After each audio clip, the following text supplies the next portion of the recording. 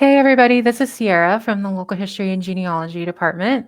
I am getting ready to present a few tips for getting started on your genealogy or tackling your genealogy New Year's resolution, and how the Kenton County Public Library can help you do that. So if you're joining us, I'm going to give you guys a couple minutes to get settled in and we will get started.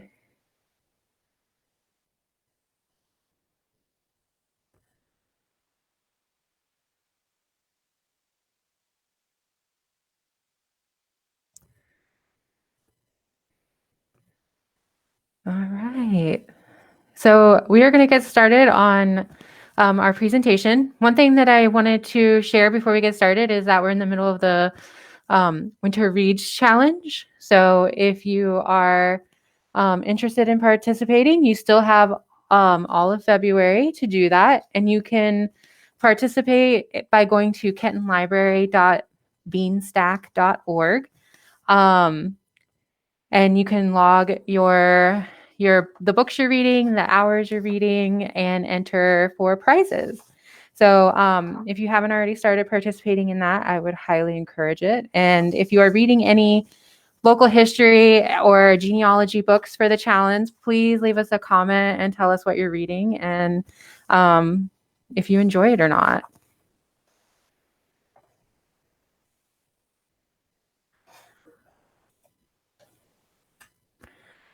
Okay, so tips for tackling your genealogy New Year's resolution. I know a lot of you guys start off in January and you think I'm going to either start doing my genealogy or I'm going to tackle a brick wall ancestor. And I just wanted to share a couple tips for if you're just getting started or if you've been doing this for a long time, and also how the library can help you do that. So if you haven't already started doing this, or you didn't know that this was being offered, you can use Ancestry Library Edition right now from home with your Kenton County Public Library card. This is a great service that ProQuest is being offered to libraries. Normally, Ancestry Library Edition is only available inside the branch of Kenton County Public Library. But right now, through March 31st, 2021, you can use it from home for free. And to do that, you need to go through our website and log in. And you just go to kentonlibrary.org/genealogy. You will click on Research Tools and then click on Ancestry Library Edition. From there, it's going to ask you to enter your library card number and PIN. So if you need to update your card, give us a call and we can help you do that over the phone. And from there, you have access to Ancestry Library Edition from home, which is super awesome. Ancestry Library Edition has not only record sets for the United States, but it also has the European collection. So you get access to more records. And they're constantly adding new records to this collection. So I would definitely be searching it from home right now, especially if you are if you're new to genealogy. This is a great website. It's easy to use, simple name searches. You can start filling in your family tree with it. And if you've been doing genealogy for a while, this is a great website because there's so many, they do add new content, and it's also got collections for not just the United States, but also Europe as well.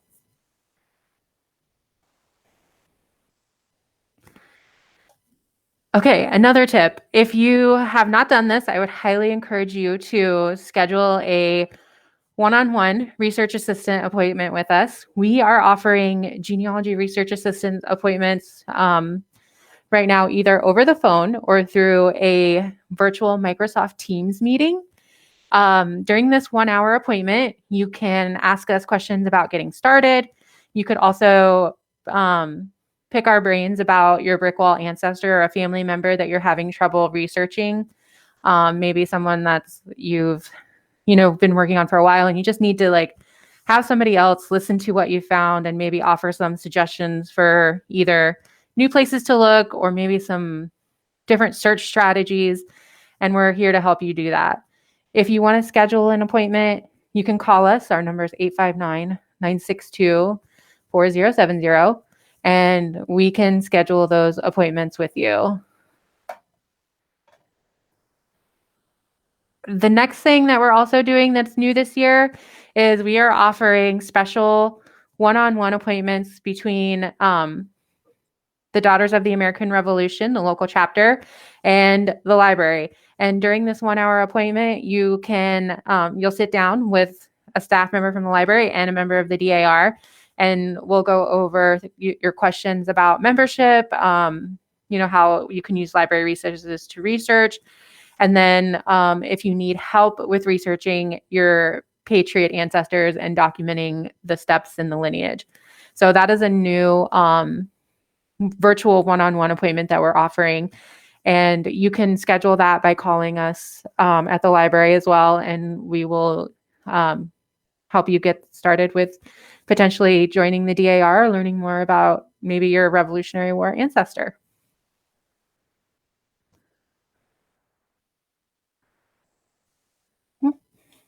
All right.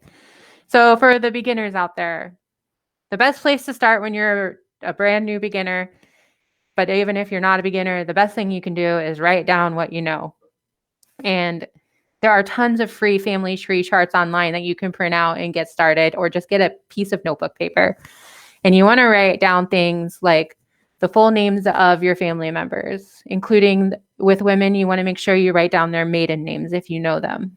The next thing you want to do is write down information like birth, death, and marriages. And you want to write down those dates and then also add the locations of those events. You want to start by always documenting things with the state, the county, and the city if it's United States. And then, as you get further back, you're going to need to document things like country and region. But you want to make sure that you're always writing down full names, all of the vital information that you know about the person, and the location where events took place. If you know that people moved around, you can write that down too. Anything that you remember is great because it helps you kind of research later on the website. If you don't know a lot about your family, this is also a good time as a beginner to talk to family members and write down what they tell you. And you'll want to make sure that, ask good questions like what were their, what church did they go to? What schools did they go to? Siblings, if they had family that's maybe not immediate family that they remember. So just get to know your ancestors by interviewing your family members. And the next tip that I would say is make sure that your Kenton County Public Library card is active, and that way you can use our online genealogy resources, and you can visit all those databases at kentonlibrary.org/genealogy. Your library card right now is going to give you access to so many wonderful databases like Ancestry Library Edition from Home. We have historic newspapers like the Kentucky Post, the Cincinnati Enquirer. We have Newspaper Archive now, and that covers all of the United States. So you'll want to make sure you check that out if you are looking for people that are outside of the area. So really head to that website, use your library card, and search through all those databases. They're wonderful. If you are a advanced researcher, and you've been working on, your genealogy for a while, some tips and strategies I always say are gather your research, look at all the documents that you found and re-examine them. You might have missed a detail the first time you looked at a document because you were just so excited that you found it. Look for things you might have missed, like names, maybe other people living in the household, family members that at the time you just thought maybe were lodgers, but actually ended up being relatives or extended relatives. Any details, and just kind of re-examine what you have already and go from there. You should also be searching through the genealogy databases for new records collections based on where your ancestors are from. So get online and look and see what they've added recently to Ancestry Library Edition, Fold 3, Newspaper Archive, Family Search. These websites are always adding new content, so you might need to just go back and redo some of the searches again and see what new stuff is out there and see what's available. And then the third tip to that is also to reach out to the local historical societies and libraries. So sometimes it's better if you're looking for someone to go local and see what the people that are actually around the records and around the area may be able to tell you about your ancestor or where maybe some of those records are available or not available.